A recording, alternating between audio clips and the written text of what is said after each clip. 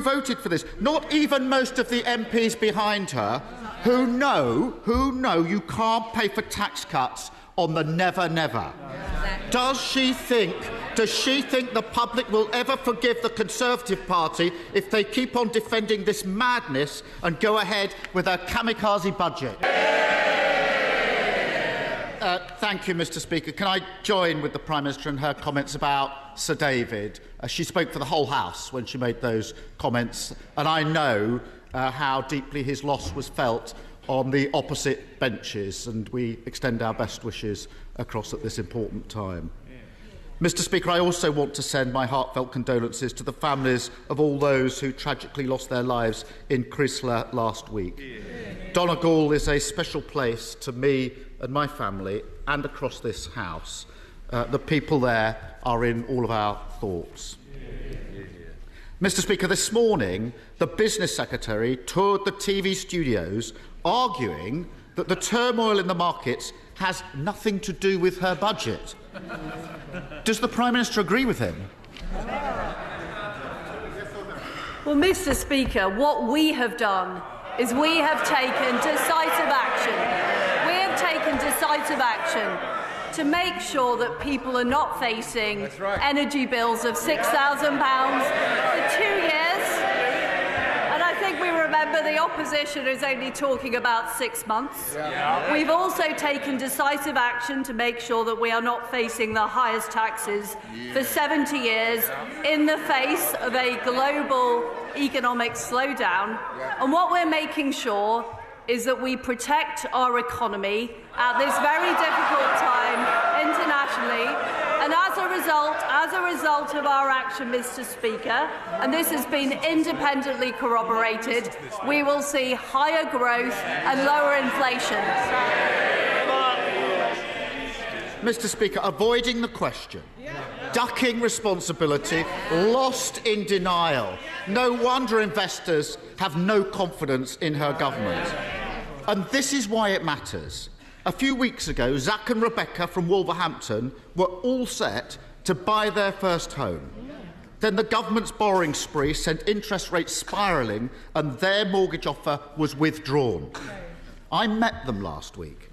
They're back to square one, unable to buy, devastated, sick to the back teeth with excuses and blame shifting. Does the Prime Minister understand why Zach and Rebecca are completely furious with her? Mr. Speaker, the fact is that when I came into office, people were facing energy bills of up to £6,000 a year. Well, I'm sorry. Mr. Speaker, the party opposite are shouting, but he is opposing the very package that we brought in, the energy price guarantee. That was the major part of the mini-budget that we announced. And, Mr. Speaker, he has refused to confirm whether or not he backs our energy price guarantee for 2 years, which protects families not just this winter, but next winter. What we're seeing, Mr. Speaker, is we are seeing interest rates rising globally. They are rising globally in the face of Putin's appalling war in Ukraine. And what we are doing is helping people with lower stamp duty, helping people with their energy costs, reducing inflation with our energy package and keeping taxes low. And I notice that the honourable gentleman had a Damascus conversion last night when he backed our cut to national insurance.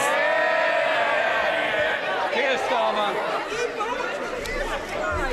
Mr. Speaker, the economy is in turmoil. People are really worried. This is really not the time to descend into absolutely nonsense attacks about last night. There's no point trying to hide it. Everyone can see what has happened. The Tories went on a borrowing spree, sending mortgage rates through the roof. They are skyrocketing by £500 a month. And for nearly 2 million homeowners, their fixed-rate deals are coming to an end next year. They're worried sick, and everybody in this House knows it. They won't forgive. They won't forget, and nor should they. No. Yeah. When will she stop ducking responsibility, do the right thing, and reverse her kamikaze budget, which is causing so much pain? Mr. Speaker, last night the Labour Party supported bringing down national insurance. And is he really? I want to hear the Prime Minister. I'm sorry if her own party doesn't, but I certainly do. Prime Minister. Mr. Speaker, I'm genuinely unclear about what Labour's...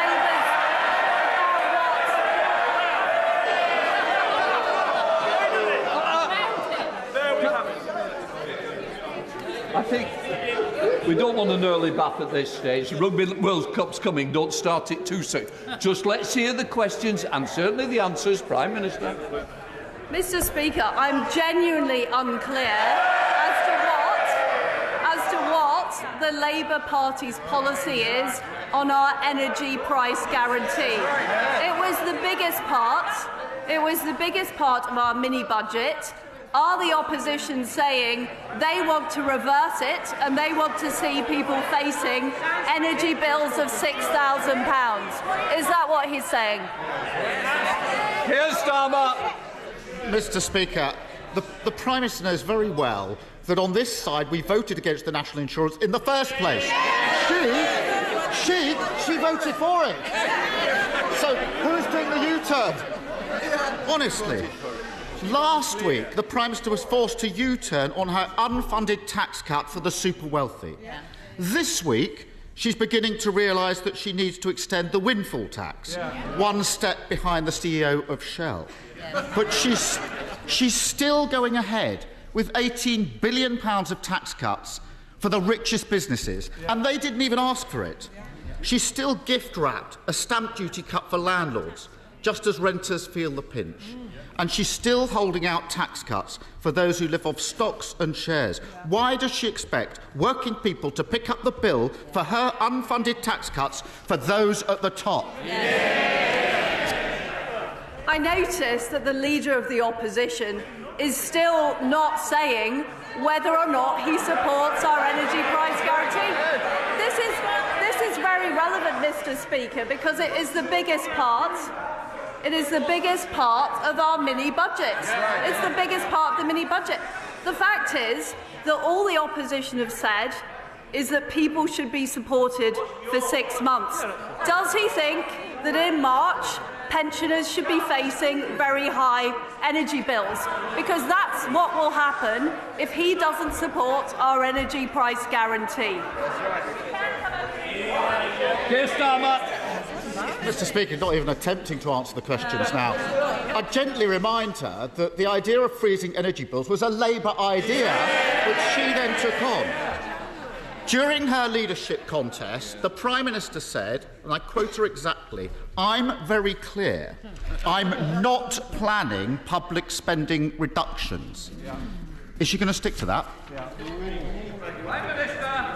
Absolutely. Absolutely. What we are... Look, Mr. Speaker, we are spending almost £1 trillion of public spending. We were spending $700 billion back in 2010. What we will make sure is that over the medium term, the debt is falling. But we will do that not by cutting public spending, but by making sure we spend public money well. And the honourable gentleman talks about our spending, which he doesn't seem to support, on the energy price guarantee. But the reality is he can't criticise us on one hand for spending money, on the other hand claiming we're cutting public expenditure. Keir Starmer. They can cheer. I hope they listen very, very carefully to that last answer, because other people will listen very, very carefully to it. Who voted? Who voted for this? Who voted for this? Who voted for this? Not homeowners paying an extra $500 extra on their mortgages. Who voted this? Not working people paying for tax cuts to the largest companies. who voted for this? Not even most of the MPs behind her, who know you can't pay for tax cuts on the never, never. Does she think the public will ever forgive the Conservative Party if they keep on defending this madness and go ahead with a kamikaze budget? Mr. Speaker, what our budget has delivered is security for families for the next 2 winters. It's made sure that we're going to see higher economic growth, lower inflation and more opportunities.